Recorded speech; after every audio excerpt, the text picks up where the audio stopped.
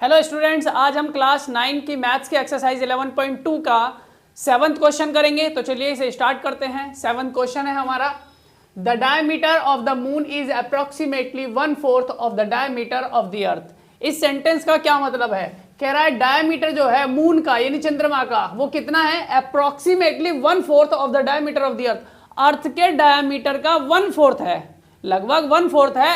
किसका? अर्थ के डायमीटर का। कौन? चंद्रमा यानी मून का जो डायमीटर है वो। आगे क्या बोल रहा है? Find the ratio of their surface areas. उनके सरफेस एरियाज का हमें क्या निकालना है? रेशियो निकालना है। तो देखो एक चीज आप ध्यान रखना, रेशियो का मतलब क्या होता है? जैसे 5:8 ये मैंने लिखा, ये रेशियो में लिखा हुआ है, हम इसको ऐसे पढ़ते हैं 5:8, जैसे 2:7 इस तरीके से पढ़ते हैं। और इसको हम और कैसे लिख सकते हैं, एक चीज ये भी ध्यान रखना, तभी आप क्वेश्चन को समझ पाओगे। तो इसको मैं और कैसे लिख सकता हूँ? 5/8 और इसको मैं 2/7 ऐसे लिख सकता हूँ। उधर वाली वैल्यू को नीचे लिख देते हैं, ठीक है, उधर वाली वैल्यू को नीचे लिख देते हैं बट्टे के अपॉन के में।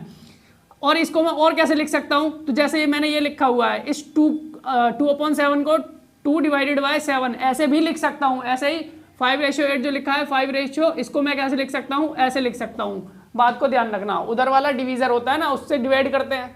तो इसको हम ऐसे या फिर ऐसे भी लिख सकते हैं, और अगर ऐसे लिखा है तो ऐसे भी लिख सकते हैं और ऐसे भी लिख सकते हैं।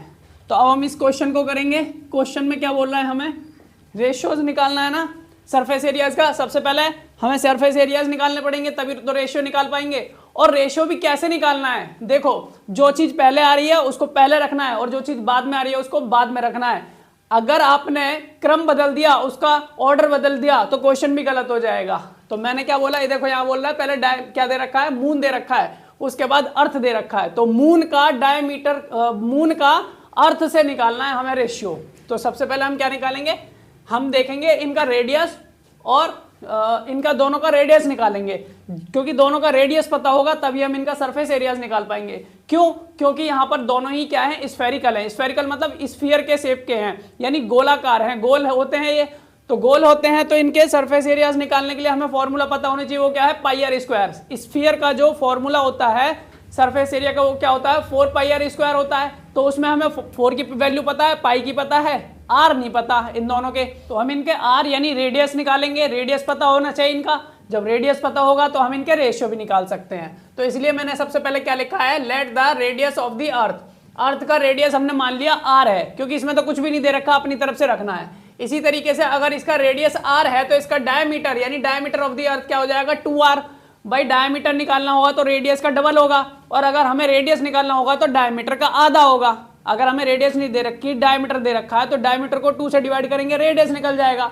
और अगर हमारे पास रेडियस है और डायमीटर निकालना है तो रेडियस को 2 से मल्टीप्लाई कर देंगे तो हमारे पास डायमीटर निकल जाएगा। तो हमने इसका डायमीटर क्यों निकाला है? क्योंकि हमें क्वेश्चन में दे रखा है कि जो मून का डायमीटर है वो कितना है? 1/4 of the diameter of the earth. Earth के डायमीटर का 1/4 है। कौन? मून का डायमीटर। इसलिए हमने क्या निकाला? पहले डायमीटर निकाला है अर्थ का, तभी तो हम मून का निकाल पाएंगे। तो हमने यहां पर लिखा the diameter of the moon is equal to क्या हो जाएगा? भाई डायमीटर मून का कितना हो जाएगा? जब हमारे पास इसका डायमीटर इतना है और मून का कितना है? इसका 1/4 है। 1/4 है ना, यानी का 1/4 यानी 1/4 निकालेंगे तो इसका का मतलब इंटू होता है। इंटू मतलब गुणा, मल्टीप्लाई। तो इसका 1/4 निकालेंगे, कितना आएगा? 2 से इसको कैंसिल करूंगा, 2 1 2 2 2 4, और 1 आर की मल्टीप्लाई 1 से, तो आर आ गया ऊपर, नीचे क्या आ गया? 2। इसको मैं काट के दिखा देता हूँ। 2 1 2 2 2 4। तो यहाँ पर हमारे पास क्या है? r/2, यानी जो डायमीटर आ गया मून का कितना आ गया? r/2 आ गया। अब इस तरह से इसका रेडियस कितना आ जाएगा? तो radius of the moon is equal to क्या हो जाएगा? इस r/2 को मैं 2 से और डिवाइड करूंगा। भाई यहाँ r को 2, भाई ये r है ना, तो मेरे को क्या करना पड़ेगा? इसको 2 से डिवाइड करना पड़ेगा। 2 से डिवाइड का मतलब है इसको 2 से 2 मल्टीप्लाई हो जाएगा। रेडियस का आधा ही तो निकालूंगा। जब मैं इस रेडियस को 2 से डिवाइड करूंगा, देखो मैं यहां करके दिखा देता हूं आपको, ये है, और इसको मैं किससे डिवाइड करूंगा? 2 से। क्यों डिवाइड करूंगा? ये डायमीटर को 2 से डिवाइड करेंगे तभी रेडियस आएगा। अब ये इसको मैं ऐसे ना लिख के मैं इसको कैसे लिख सकता हूं? ऐसे करके लिख सकता हूं। मैं आपको समझाने के लिए लिख रहा हूं। और इसको मैं कैसे लिख सकता हूं? r/2। जब यहां पर डिवाइड करना होता है, किसी फ्रैक्शन को दूसरी फ्रैक्शन से डिवाइड करना होता है, तो हम डिवाइड नहीं करते, क्या करते हैं? मल्टीप्लाई। और इस जो डिवीजर होता है उसका रेसिप्रोकल हो जाता है, तो ये इनटू में बदल जाएगा और नीचे वाला इसके नीचे 1 है, 1 ऊपर चला जाएगा, नीचे 2 आ जाएगा, तो ये कैसा बन जाएगा, वापस यही बन जाएगा। तो इसलिए मैंने डायरेक्ट यहां से ऐसे लिख दिया, इसको ऐसे लिखकर अब क्या होगा, ये ऐसे आ गया, यानी इसका जो रेडियस आ गया वो कितना आ जाएगा, r/4 आ जाएगा। तो रेडियस हमारे पास कितना आ गया, r/4 आ गया। अब मैं इसको यहां से हटा देता हूं, मिटा देता हूं, समझाने के लिए लिखा था मैंने आपको। तो अब आपको समझ में आ गया कि हमारे पास जो है अर्थ का डायमीटर और रेडियस निकला हुआ है, और मून है उसका भी रेडियस और डायमीटर है। तो हमें तो सिर्फ रेडियस चाहिए दोनों की, तो दोनों की रेडियस निकाल ली हमने। अब हम क्या लिखेंगे, because surface area of a sphere is equal to 4πr², क्योंकि एक स्फीयर का सरफेस एरिया क्या होता है, 4πr²।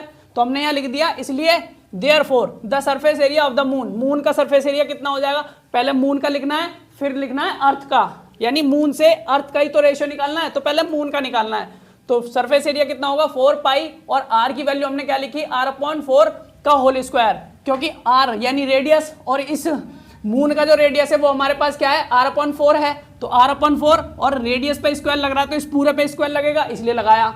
उसके बाद हमने लिखा the surface area of the earth, earth का सरफेस एरिया क्या है, 4πr²। इसका 4πr² क्यों रहेगा, देखो 4π तो यही रहेगा, रेडियस हमने यही क्यों लिखा है, क्योंकि यहाँ लिख रखा है the radius of the earth is r, radius इसकी r है, तो यहाँ तो r ही रहेगी, ये तो यही रहेगा।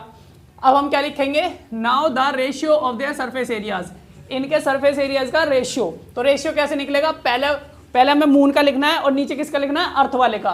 तो मून वाले का सरफेस एरिया ये है, हम यहाँ देख सकते हैं, और अर्थ वाले का सरफेस एरिया ये है, तो हमने ये नीचे लिख दिया। अब इसको आगे हमने सॉल्व किया, इस 4π से इस 4π को हम काट देंगे, खत्म हो जाएगा, क्या बचा ये, और नीचे बचा r²। अब हम इसको कैसे लिख सकते हैं, जैसे यहाँ समझाया था यहाँ भी समझा देता हूँ। यहाँ पर इसको हमने ऐसे लिखा, इससे डिवाइड करना इसको, तो हम इसको ऐसे लिख सकते हैं। अब इसको ऐसे लिख सकते हैं, इसका मतलब क्या है, इसके नीचे कुछ नहीं है, 1 है, तो हम इसको डिवाइड ना करके क्या करते हैं, रेसिप्रोकल करके मल्टीप्लाई कर देते हैं। तो 1 ऊपर पहुंच गया, r² नीचे आ गया। अब इस r² से r² खत्म हुआ तो 1 आएगा, भाई इससे इसको काटूंगा तो एक ही तो आएगा, किसी भी संख्या को उसी संख्या से काटते हैं तो 1 आता डिवाइड करने पर, तो ऊपर 1 नीचे 16 आ गया। और हम इसको कैसे लिख सकते हैं, 1:16, यानी इनका जो रेशियो आ गया सरफेस एरियाज का वो क्या है, 1:16 आ गया।